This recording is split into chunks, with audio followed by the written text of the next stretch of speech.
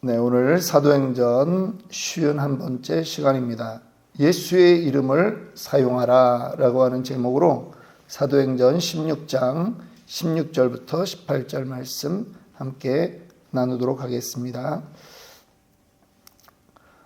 어제는 바울이 아시아에서 복음 전하는 그 과정 가운데 성령이 금하시고 또 마게도니아로 그렇게 인도하시는 그러한 일들을 보았습니다. 하나님의 인도함이 있었지만 하나님이 모든 것을 알려주지 않습니다. 또 찾아가고 하나하나 알아가는 것은 우리의 몫입니다. 하나님께 기도하고 간구하고 성령의 인도함을 받아야 합니다.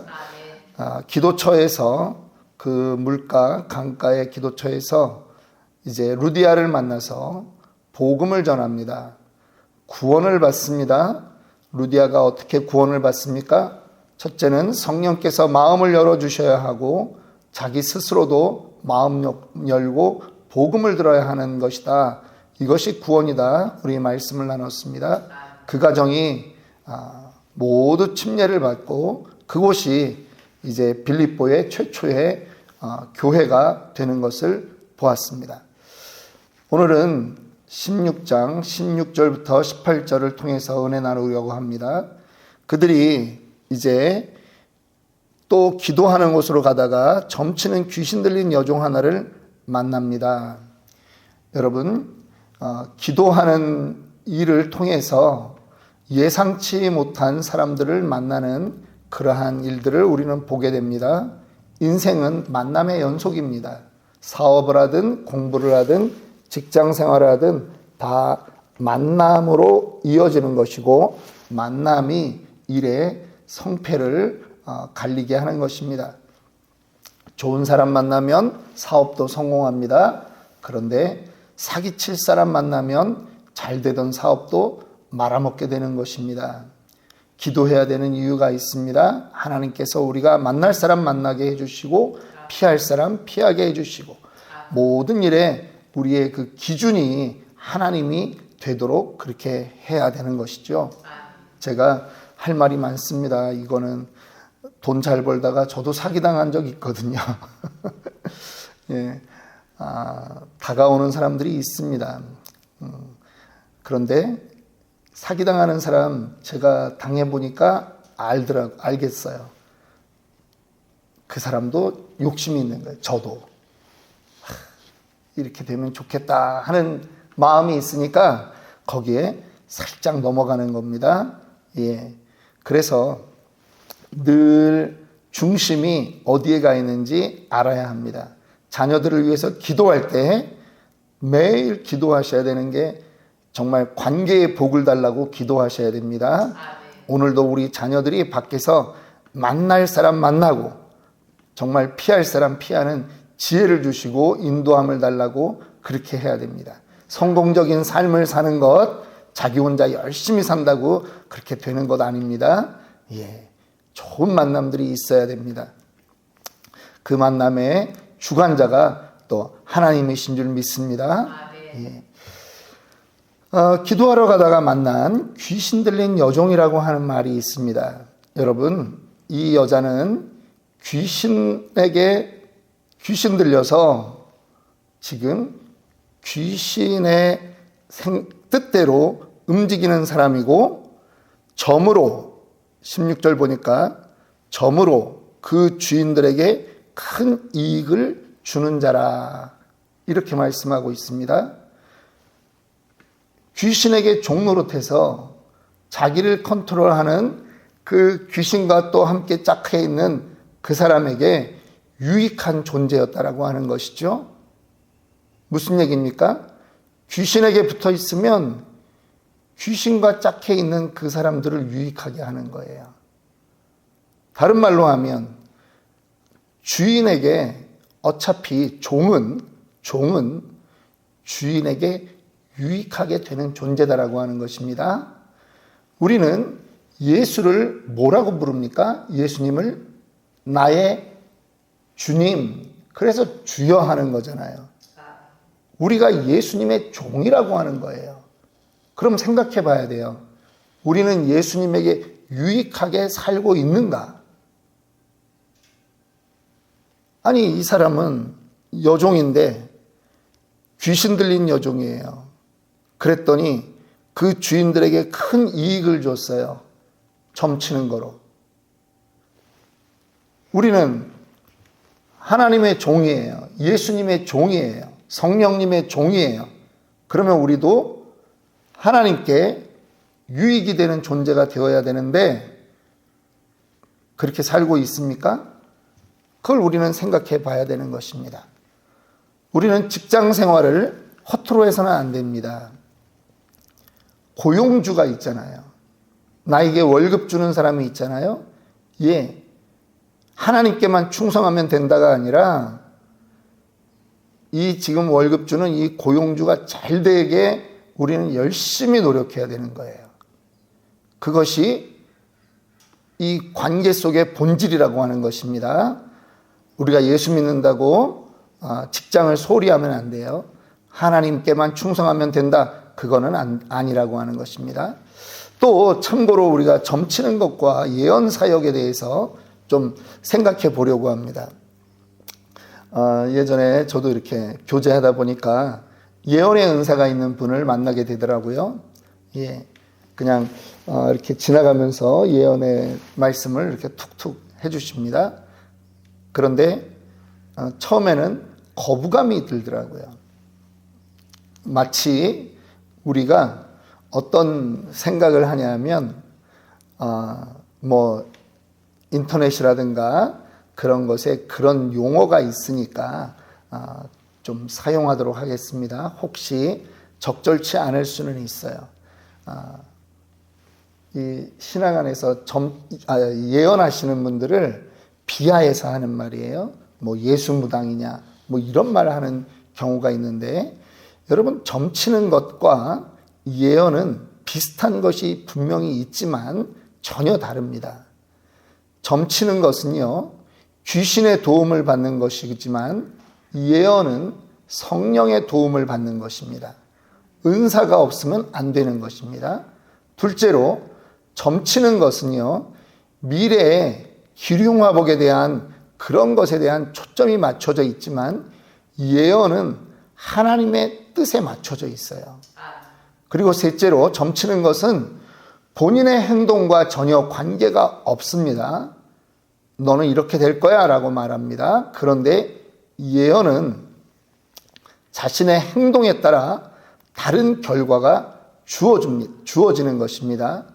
우리가 성령 안에서 예언을 사모해야 되지만 우리가 태도를 바꿔야 돼요.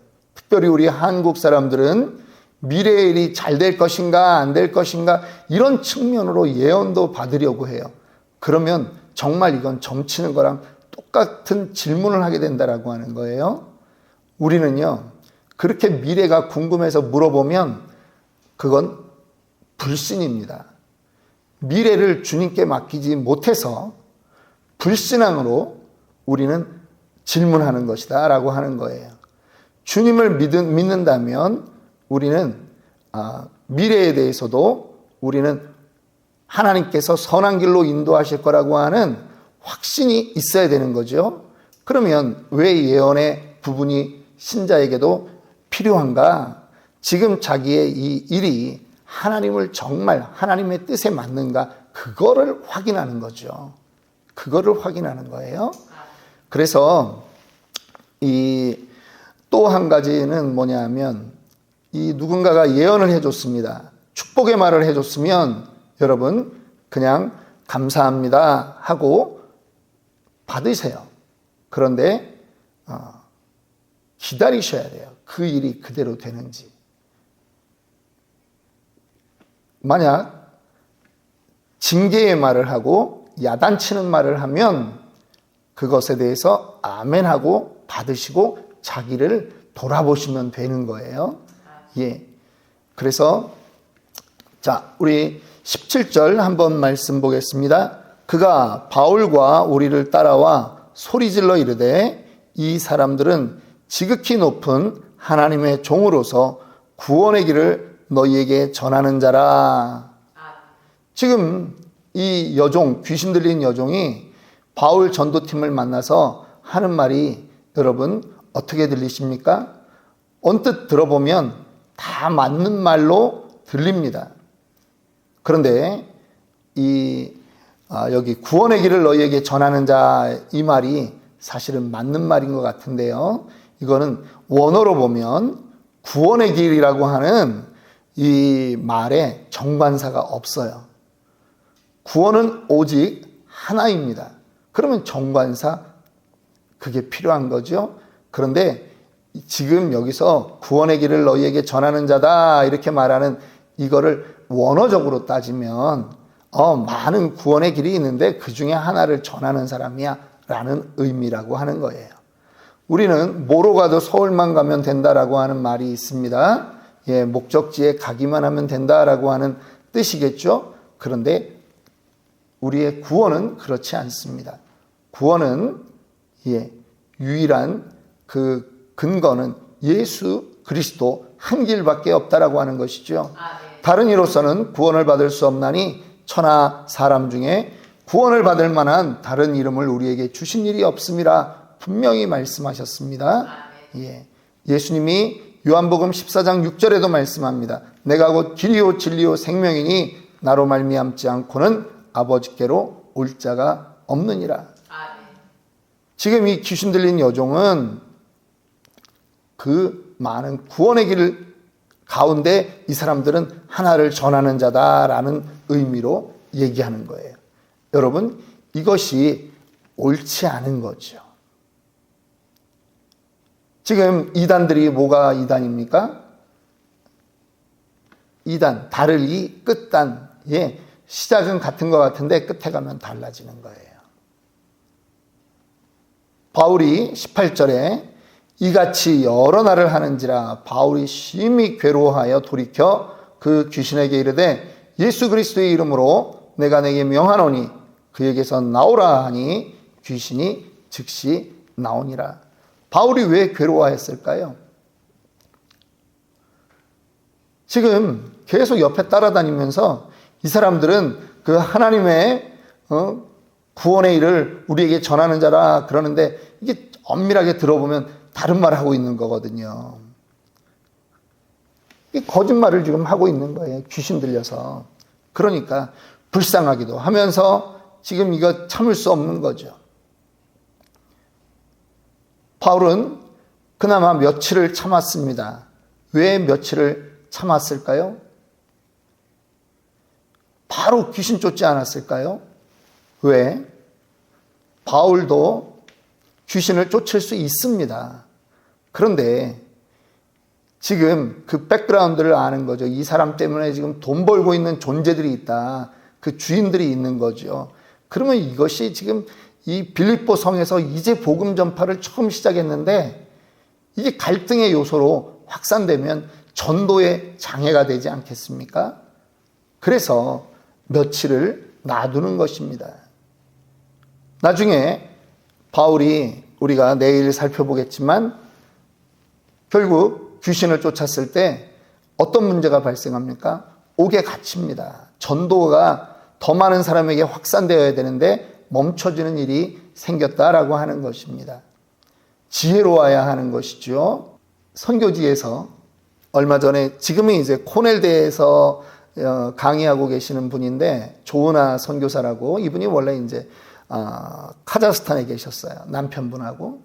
근데 그 지역 청년들을 모아가지고 집에 초대해서 이렇게 복음을 남편이 전하고 있고 자기도 또 이렇게 복음을 전하다 보면 귀신이 왔다 갔다 하는 게 보이는 거예요.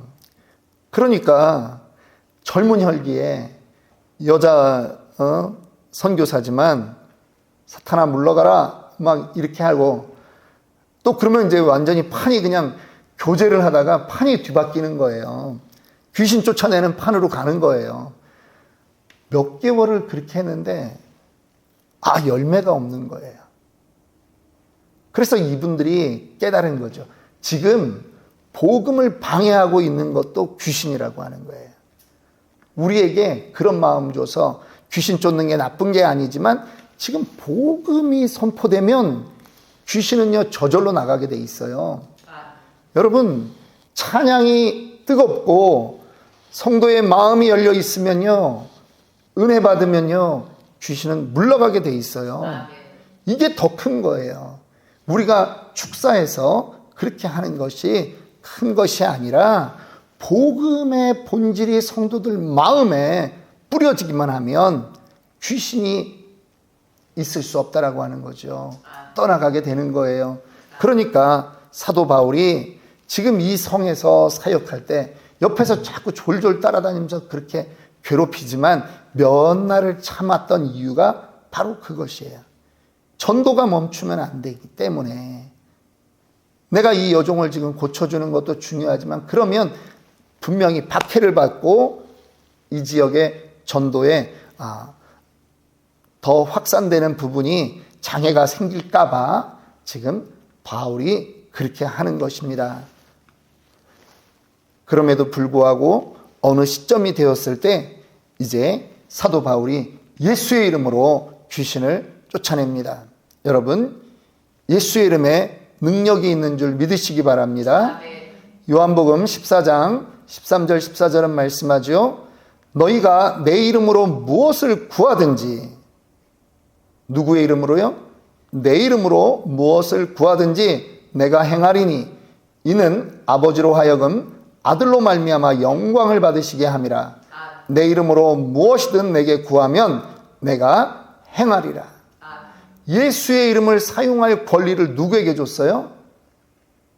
제자들에게, 믿는 자에게. 그 이름을 주인이라고 여기는 그 권속들에게 다 주었다라고 하는 것입니다. 베드로와 요한이 성전 미문에서 구걸하던 거린에게 말하지 않습니까? 은과 금은 내게 없거니와 내게 있는 것으로 내게 주노니, 무엇이었습니까? 예수의 이름이에요. 예수의 이름. 오늘도 우리가 예수의 이름을 사용할 권리가 있음을 믿으시고 오늘도 여러분의 기도의 제목들 가운데 예수의 이름을 부르시길 원합니다. 예수님께서 사용하라고 말씀하신 거예요. 이거는 위렌 버핏이 준 백지수표보다 더 큰 능력이 있는 것입니다. 어떤 문제를 만나든지 예수 이름으로 해결될 수 있습니다. 믿으시고 그의 이름을 우리 부르고 함께 기도합니다.